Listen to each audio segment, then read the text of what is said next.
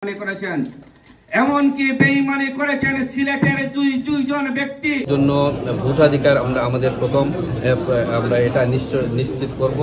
তারপর এই প্রবাসীদের যে এই বিমানের যে যাতায়াতের যে অসুবিধা আছে সেই অসুবিধাটা আমরা দূর করার চেষ্টা করব। বিশেষ করে এয়ারপোর্টে যে হয়রানি সেটা অবশ্যই আমরা বন্ধ করব। কারণ আপনারা এখানে যারা উপস্থিত রয়েছেন সবাই সাক্ষী আছেন, এই দলের অনেক সিনিয়র নেতৃবৃন্দরা দলের সাথে বেঈমানি করেছেন, এমনকি বেঈমানি করেছেন সিলেটের দুইজন ব্যক্তি যাদের কাছে আমাদের প্রত্যাশা ছিল অনেক বেশি, আকাশচুম্বী প্রত্যাশা ছিল। ছাত্রনেতা যিনি বিশ্ববিদ্যালয়, আমরা সেই প্রতিজ্ঞা করতেছি যে আবার যদি কোনোদিন বাংলাদেশের এই গণতন্ত্র যদি আবার কোনো রকম বিঘ্নিত হয়, আমরা ঠিক এইভাবেই সম্মিলিতভাবে আন্দোলন করে বাংলাদেশের গণতন্ত্রকে আমরা সুসংহত রাখবো। এই ওয়াদাই আজ আমাদের হওয়া উচিত। আপামর জনসাধারণের সাথে যাদের সর্বোচ্চ অবদান আছে সেই আমরা প্রবাসীরা, রেমিটেন্স দিয়ে যুগে যুগে স্বৈর শাসকরা যখন এই বাংলাদেশের অর্থনীতিকে, বাংলাদেশের স্বাধীনতাকে কুক্ষিগত করে রাখতে চেয়েছে, তখনই প্রবাস থেকে গর্জে উঠেছে রেমিটেন্স যোদ্ধারা, শহীদ জিয়ার আদর্শের সৈনিকরা।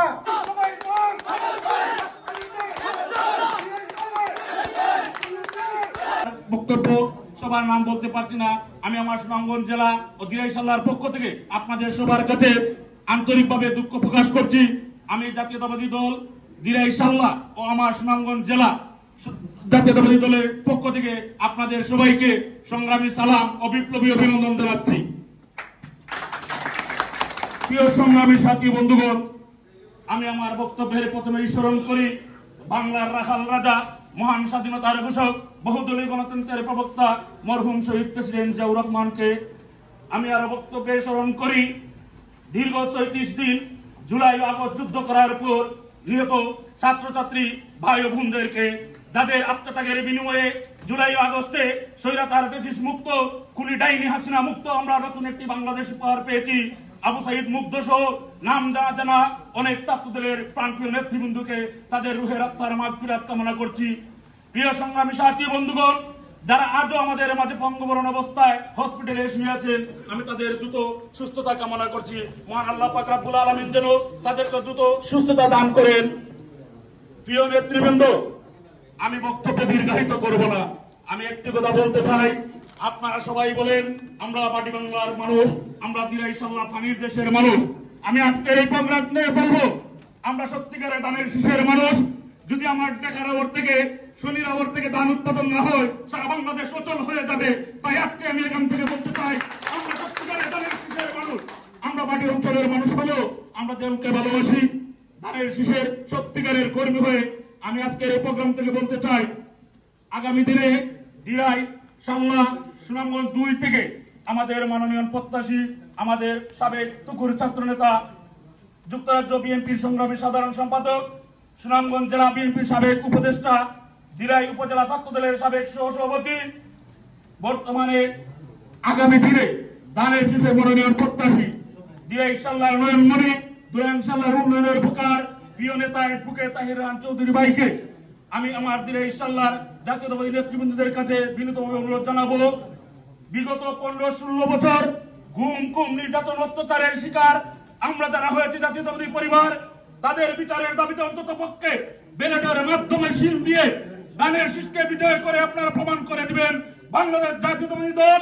ইংরেজি সালে বাংলাদেশ জাতীয়তাবাদী দলের সেই নিরঙ্কুশ, সেই কারচুপির নির্বাচনে আমাদেরকে বিভিন্ন কলা কৌশলে পরাজিত করে সেই আমাদের 29 জন সংসদ সদস্য সংসদ থেকে পদত্যাগ করে, সেই সংসদ থেকে পদত্যাগ করে তারেক রহমানের বেগম খালেদা জিয়ার নেতৃত্বে রাজপথে ছিলেন। সেই থেকে এই বিপ্লবের সূচনা হয়েছিল। আমরা বাংলাদেশের জাতীয়তাবাদী দলের নেতৃবৃন্দ কোন আচলের ভিতরে কোন অন্ধকারের রূপে তাইকে আমরা নেতৃত্ব দেই নাই। অনেক সংগঠন আওয়ামী শেখ হাসিনার আচলের ভিতরে তাইকা আজকে জুলাই বিপ্লবের স্বাদ নেওয়ার জন্য মরিয়া হয়ে উঠেছে। আমরা বাংলাদেশ জাতীয়তাবাদী দলের জিয়াউর রহমানের সূর্য সৈনিক যারা বেঁচে আছি, সেই সব স্বপ্ন বাংলাদেশে আমরা বাস্তবায়িত করতে দিব না। আমি আজকের যে বিষয়টি নিয়ে আমাদের যে বাইকে নিয়ে যে সহযোদ্ধা এই নেতাকে নিয়ে আমরা আজকে সংবর্ধনা দিচ্ছি, ওনাকে সংবর্ধিত করতেছি, সেই তার পরিবার, উনার ব্যক্তিগত জীবন, উনার সামাজিক জীবন, উনার রাজনৈতিক জীবন নিয়ে আমার সহযোদ্ধা সহকর্মী সাবেক বক্তা জুনেদ আহমদ অত্যন্ত সুচারুভাবে সেই মানচিত্রকে এবং সার্বভৌমত্বকে রক্ষা করতে হলে একটি জিনিসই প্রয়োজন, সঠিক নেতৃত্ব, বাংলাদেশের নেতৃত্ব। বাংলাদেশের নেতৃত্ব যদি সঠিক মানুষের হাতে থাকে, বাংলাদেশের মানচিত্র বাংলাদেশের সার্বভৌমত্ব নিরাপদ থাকবে। আর বাংলাদেশ জাতীয়তাবাদী দলের